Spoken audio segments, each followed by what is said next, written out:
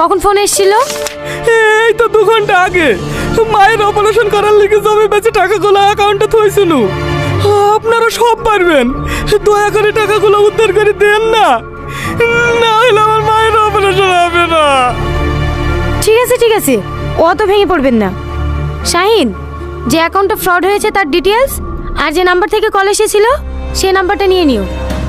ঠিক আছে ম্যাডাম, আসুন। আপনি ভালো করে দেখবেন ম্যাডাম, আমার মায়ের অপারেশন না করতে পারলে আমার মা মরে যাবে। আচ্ছা ঠিক আছে, কোনো সমস্যা হবে না, আপনি আসুন।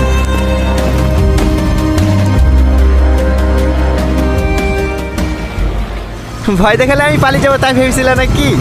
2 কেনে তোমার যদি 4টি ছেলে থাকতো না, আমি তোমাকেই বিয়ে করতাম।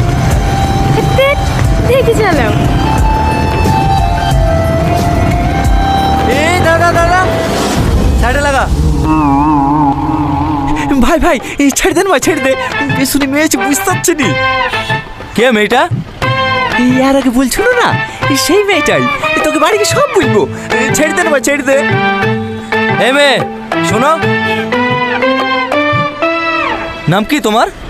সালমা। চুপ, তোকে জিজ্ঞেস করেছি।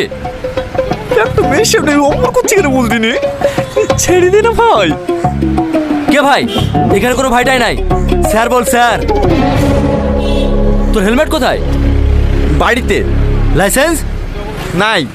হেলমেট নাই, লাইসেন্স নাই, 2000 টাকা চালান কাটবে। কেটে দেন স্যার, বড় ভাইয়ের গাড়ি, ওকে অনলাইনে দিয়ে দেবে। এভাবে হবে না। এ মেয়ে, তুমি ওর সাথে প্রেম করো? ভাই এবার কিন্তু বেশি বেশি হয়ে যাচ্ছে।